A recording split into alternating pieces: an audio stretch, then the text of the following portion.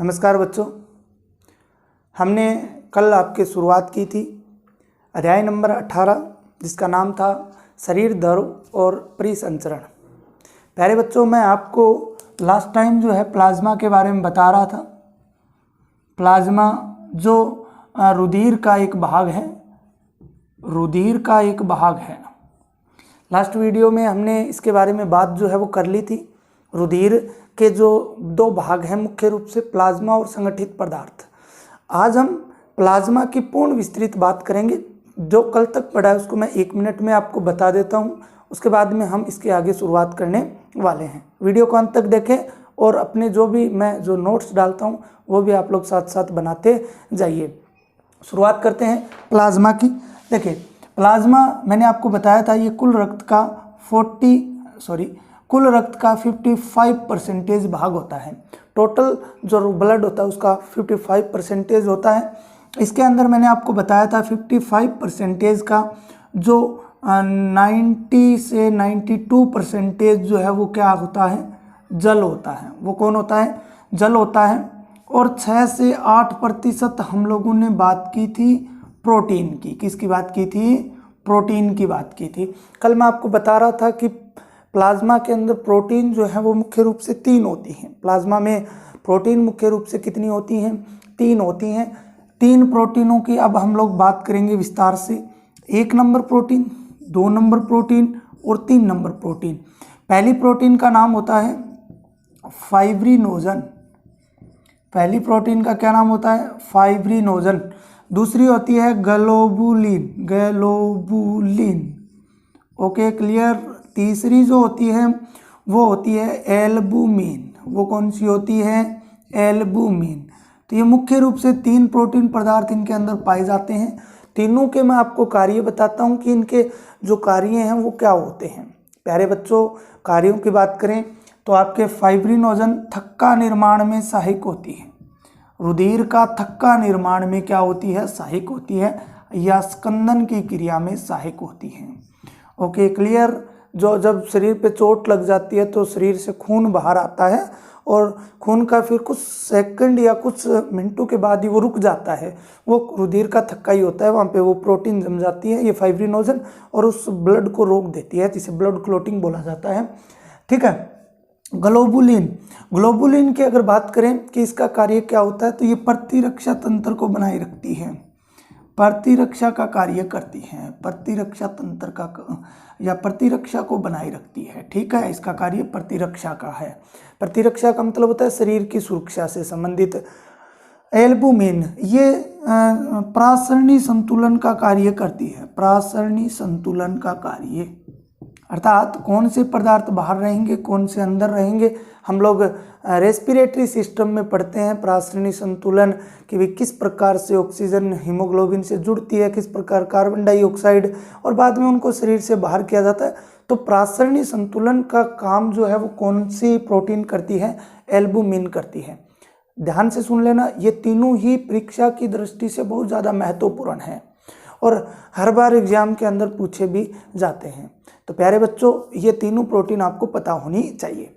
इसके बाद में चलते हैं आगे। ये बात हो जाने के बाद में अगर हम लोग बात करें तो प्लाज्मा के अंदर क्या होता है, कुछ खनिज तत्व भी पाए जाते हैं। क्या पाए जाते हैं? कुछ खनिज तत्व भी पाए जाते हैं।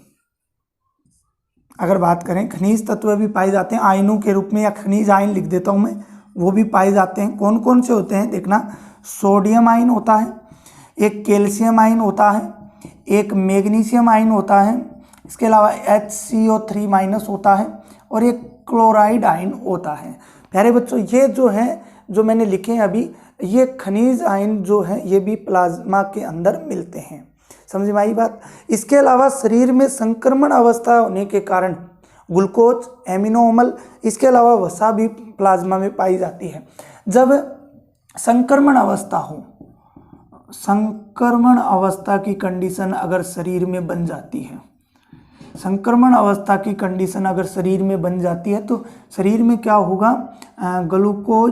ग्लूकोज, ठीक है, एमिनो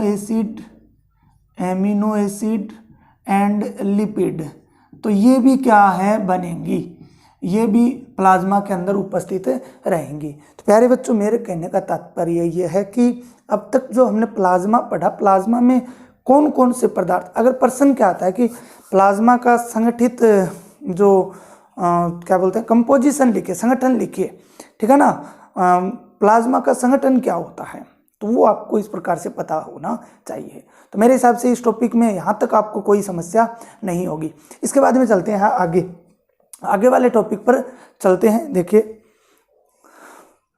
यह आपका प्लाज्मा जो है वो कंप्लीट हो गया है।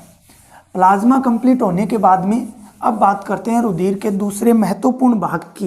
उसके बाद में हमारा रुधिर जो है वो कंप्लीट हो जाएगा। रुधिर में हमने जो है प्लाज्मा कंप्लीट कर लिया है, प्लाज्मा कंप्लीट हो गया है। दूसरा जो भाग होता है वो होता है संगठित पदार्थ। संगठित पदार्थ, ध्यान रखना, संगठित पदार्थ की अगर बात करें तो ये कोशिकाएं होती हैं जो रुधिर के अंदर पाई जाती हैं। इन्हें अन्य संगठित पदार्थ भी कहा जाता है या संगठित पदार्थों के नाम से भी जाना जाता है। प्यारे बच्चों, संगठित पदार्थों का जो आयतन होता है या जो मात्रा होती है, तो 55% तो हमने प्लाज्मा में पढ़ ली, तो बाकी कितना रहा 45%, और 45% आपका यहाँ रहेगा किसके लिए, संगठित पदार्थों के लिए रहेगा। और संगठित पदार्थों के अंदर मुख्य रूप से यदि बात करें, पहले मैं आपको नाम बताऊंगा तीनों के, फिर एक एक को हम लोग पढ़ेंगे। संगठित पदार्थ में एक तो होती है आरबीसी, एक होती है डब्ल्यूबीसी, एक होती है प्लेटलेट्स। ठीक है, ये मुख्य रूप से तीन जो पदार्थ हैं या कोशिकाएं हैं, ये आपके संगठित पदार्थों में आएंगे। तीन पदार्थ जो है वो संगठित पदार्थों में शामिल किए गए हैं। प्यारे बच्चों देखो, आरबीसी को बोला जाता है लाल रुधिर कोशिकाएं, या फिर अंग्रेजी में फुल फॉर्म रेड ब्लड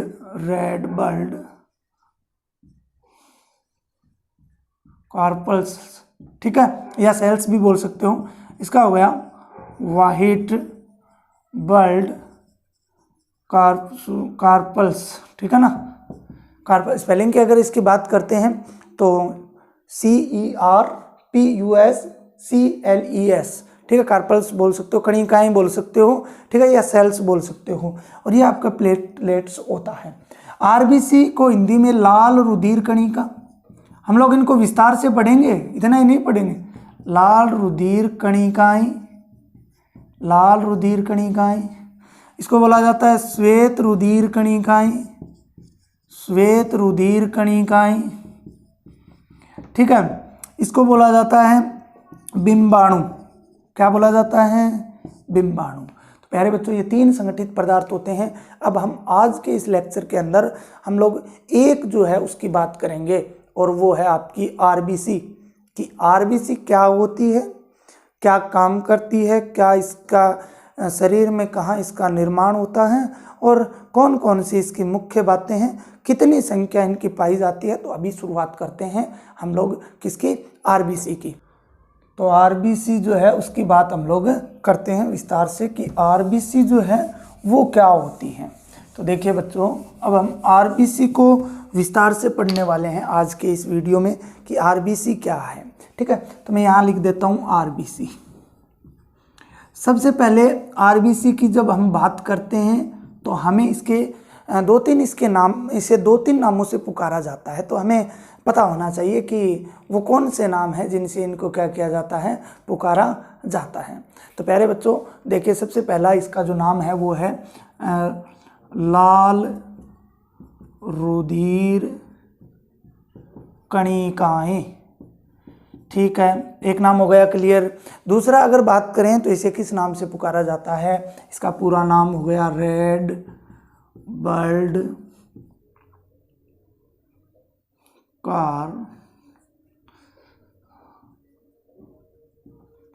ठीक है, कार्पल्स, इस नाम से इसको जो है वो पुकारा जाता है, ठीक है, लाल रुधिर कणिकाएं। यहाँ तक एक नाम होता है इसका रक्ताणु, रक्त के अणु, ये भी आपको इससे समझ में आ जाएगा, ये भी आ जाएगा, ये भी आ जाएगा, रक्ताणु। लेकिन अब जो मैं बता रहा हूँ वो बहुत इंपॉर्टेंट नाम है, वो आपको पता होना बहुत ज़रूरी है, क्योंकि वही परीक्षा के अंदर पूछा जाता है। और वो कौन सा है? इरिथ्रोसाइट। इरिथ्रोसाइट प्यारे बच्चों क्या है, कौन सा नाम है? इरिथ्रोसाइट। ये लाल रुधिर कणिकाओं को ही बोला जाता है इरिथ्रोसाइट। क्या बोला जाता है? इरिथ्रोसाइट। हम WBC की बात करेंगे, जब WBC की बात करें उसे ल्यूकोसाइट। जब बिंबाणु की बात करेंगे उसे क्या बोला जाता है? थ्रोम्बोसाइट। तो इसको क्या बोला जाता है? इरिथ्रोसाइट जो है वो बोला जाता है। इनकी संख्या रुधिर में सबसे अधिक होती है। रुधिर में अगर बात करें तो इनकी संख्या सबसे अधिक होती है। कहने का मतलब जो संगठित पदार्थ है, RBC, WBC और प्लेटलेट्स हैं, इनमें सबसे अधिक संख्या किसकी होती है?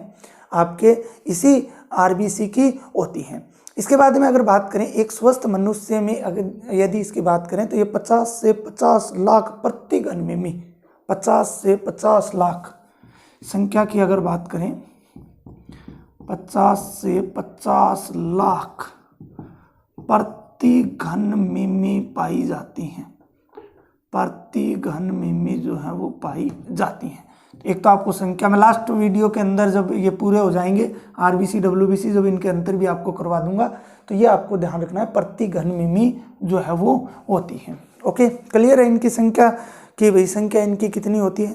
अब बात करते हैं इनका निर्माण कहाँ होता है शरीर में। फॉर्मेशन अगर बात करें, इसके निर्माण की बात करते हैं तो प्यारे बच्चों निर्माण होता है अस्थि मज्जा में। बहुत बार परीक्षाओं में प्रश्न पूछा गया है, वयस्क अवस्था में जब होते हैं तब इनका निर्माण कहाँ होता है? अस्थि मज्जा के अंदर होता है। किस में होता है? अस्थि मज्जा के अंदर। वयस्क यंग स्टेज जब होती है तब इनका निर्माण जो है वो अस्थि मज्जा। अस्थि मज्जा हड्डियों के अंदर पाई जाने वाली संरचनाएं होती हैं, ठीक है। तो उनके अंदर ये क्या है? अस्थि मतलब हड्डी, मज्जा जैसी संरचनाएं होती हैं, ये अस्थियों के अंदर पाई जाने वाली संरचनाएं होती हैं, जिनमें इन RBC का जो है वो निर्माण होता है। इसके बाद में चलते हैं अगले पॉइंट पे। अधिकतर जो स्तनधारी हैं, ये भी बहुत महत्वपूर्ण लाइन है। अधिकतर जो स्तनधारी हैं, उन स्तनधारियों की RBC में जो है केंद्रक नहीं पाया जाता। क्या कौन नहीं पाया जाता? न्यूक्लियस नहीं पाया जाता है, ये न्यूक्लियस अब्सेंट होता है। ये बात आपको ध्यान में रखनी है। कौन होता है अनुपस्थित? न्यूक्लियस अनुपस्थित होता है, इसलिए इनको लाल रुधिर कणिकाएं बोल सकते हो, ठीक है। तो इनमें केंद्रक जो है वो नहीं पाया जाता है। किसमें? ममेलिया में पाए जाने वाले, ये ध्यान रखना, स्तनधारी। अधिकतर स्तनधारियों के अंदर जो RBC होती है उसमें केंद्रक नहीं होता है। Okay, clear. इसके बाद हम बात करते हैं इनकी आकृति की, कि इनकी आकृति कैसी होती है। तो प्यारे बच्चों आकृति अगर पूछी जाए तो आकृति इनकी होती है उभयतल, ठीक है ना। अर्थात इस प्रकार की इनकी आकृति जो है वो पाई जाती है। वर्तुलाकार या गोलाकार आकृति भी बोल सकते हो, या बाइकोनकोव जिसे बोला जाता है, उभयावतल, ठीक है ना, उभयावतल बोला जाता है, ठीक है। उभय और अवतल दोनों का मिक्स रूप होता है, बाइकोनकोव, ठीक है। ब्रैकेट में मैंने नोट्स के अंदर लिखा हुआ है, तो आप लोग उसको भी ध्यान में रख लेना। आपकी बुक में दिया हुआ है तो वो भी आपको ध्यान में रखना है। इसके बाद में बात करते हैं कि इनके अंदर, इन RBC के अंदर एक महत्वपूर्ण प्रोटीन पाई जाती है, लोहा युक्त प्रोटीन पाई जाती है। क्या पाई जाती है? लोहा युक्त प्रोटीन पाई जाती है। यहाँ बताता हूँ आपको, इनके अंदर एक लोहा युक्त प्रोटीन पाई जाती है, और उस प्रोटीन का नाम होता है प्यारे बच्चों हीमोग्लोबिन। हीमोग्लोबिन कौन होता है? हीमोग्लोबिन नाम होता है। और इसी प्रोटीन के कारण RBC का जो रंग होता है वो रेड होता है। इसी के कारण RBC का रंग कैसा होता है? रेड जो है वो होता है। और यही हीमोग्लोबिन गैसों के परिवहन, O2 CO2 के परिवहन में बहुत महत्वपूर्ण होती है, बहुत सहायक होती है। ओके, तो इस हीमोग्लोबिन को याद रखना। यदि इसकी बात करें कि रुधिर में इसकी जो 100 मिलीलीटर के अंदर, प्रति 100 मिलीलीटर के अंदर अगर बात करें तो ये 12 से 16 ग्राम पाई जाती है। यहाँ पे लिख रहा हूँ मैं नोट लगा के, कि 100 मिलीलीटर रक्त में, प्रति 100 मिलीलीटर रक्त के अंदर अगर बात करें तो ये 12 से 16 ग्राम होती हैं। कितनी होती हैं? 12 से 16 ग्राम होती हैं। क्लियर है बात? बिल्कुल सिंपल सी बात है कि आरबीसी के अंदर एक लोहे युक्त, Fe युक्त एक प्रोटीन पाई जाती है। जब आप लोग कॉलेज में जाओगे तो आप लोग देखोगे आरबीसी की इस हीमोग्लोबिन की स्ट्रक्चर, तो आपको Fe उसके अंदर मिलेगा, क्योंकि लोहे युक्त ये होती है। तो लोहे युक्त प्रोटीन होती है, जटिल होती है ये, और ये क्या करती है? गैसों के परिवहन में सहायक होती है। इसके अलावा अगर हम लोग बात करें तो इसके जो संख्या है 100 प्रति 100 मिलीलीटर, ये कितनी 12 से 16 ग्राम जो है वो पाई जाती है। इसके अलावा अगर बात करें आरबीसी का जो जीवन काल होता है, ये भी बहुत ही महत्वपूर्ण बात है। आरबीसी का जीवन काल, आरबीसी का जीवन काल होता है 120 दिन। कितने दिन? 120 दिन। यह भी बहुत बार परीक्षाओं के अंदर पूछा गया है कि आरबीसी का जो जीवन काल होता है वो कितना होता है। तो प्यारे बच्चों, आपको कितना बताना है? 120 बताना है। हर लाइन के अंदर कहीं ना कहीं 1% छिपा हुआ है जो महत्वपूर्ण है, हर परीक्षा की दृष्टि से वो अपना महत्व रखता है, और बार बार एग्जाम के अंदर ये प्रश्न जो है वो आते रहते हैं। तो कितना हो गया? 120 दिन। उसके बाद इनका क्या होगा? देखो, बहुत सारे अध्यापक क्या करते हैं, ये बता देते हैं कि जीवन काल 120 दिन होता है। अब जो एग्जाम होते हैं उनके अंदर ये नहीं पूछा जाता है कितना जीवन काल है, कि जीवन काल 120 दिन के बाद इनका क्या होता है। तो ये पलीहा में नष्ट हो जाती हैं, या पलीहा में जाकर क्या हो जाती हैं? नष्ट हो जाती हैं। बात आती है पलिया, तो आपको बता देता हूँ, पलिया के बारे में कोई नहीं बताता, ठीक है ना। इसको अंग्रेजी में सलीन बोला जाता है। सलीन, क्या बोला जाता है? सलीन बोला जाता है। और ये सलीन जो है, ये पलिया जो है, ये पाया जाता है हमारे अमाशय के थोड़ा सा नीचे। जो हमने जब पढ़ा था कि अग्नाशय जो होता है, इस प्रकार से ये जो है आपकी ग्रास नली, ये इस प्रकार से आपका जो अमाशय था, ये फिर छोटी आंत वगैरह चलती रहती है आगे, ठीक है। यहाँ पे अग्नाशय ग्रंथि थी और यहाँ पर स्थित होता है। इसकी कंडीशन कहाँ पे होती है? यहाँ पे ये होता है आपका पलिहा। पलिहा के अंदर ये नष्ट हो जाता है। इसलिए आरबीसी का कब्रिस्तान जो है वो किसको कहा जाता है? पलिहा को कहा जाता है। बहुत ही महत्वपूर्ण बात है, आरबीसी का कब्रिस्तान किसको कहा जाता है? पलिहा को कहा जाता है। आरबीसी का कब्रिस्तान किसको बोला जाता है? पलिहा को। क्यों बोला जाता है? क्योंकि 120 दिन के बाद पलिहा में आकर ये नष्ट हो जाती हैं, इसलिए वहाँ नष्ट होती रहती हैं। उसी को हम लोग जहाँ पे समाप्ति है, शमशान घाट या कब्रिस्तान, तो इसलिए इसको क्या बोला जाता है? पलिहा को ये बोला जाता है। ये पेट में स्थित होता है, अमाशय के जस्ट नीचे होता है, ठीक है। कंडीशन आपको कहीं नहीं मिलेगी, तो ध्यान रखना इस बात को कि सलीन भी बोलते हैं इसको, पलिहा भी बोलते हैं। तो प्यारे बच्चों, ये आपका था आरबीसी। ये आपके आरबीसी मैंने बहुत ही शानदार तरीके से, देखो आरबीसी में भी बहुत सारी बातें हैं, लेकिन आरबीसी में भी बहुत सारी बातें हैं, लेकिन हम हमारे जो सिलेबस है उसके अकॉर्डिंग चल रहे हैं। ज़्यादा मैटर हम करेंगे तो फिर और ज़्यादा टाइम लगेगा। तो प्यारे बच्चों, आज के लिए इतना ही। अगले वीडियो तक आप लोग पढ़ते रहिए, व्यस्त रहिए और मस्त रहिए। धन्यवाद।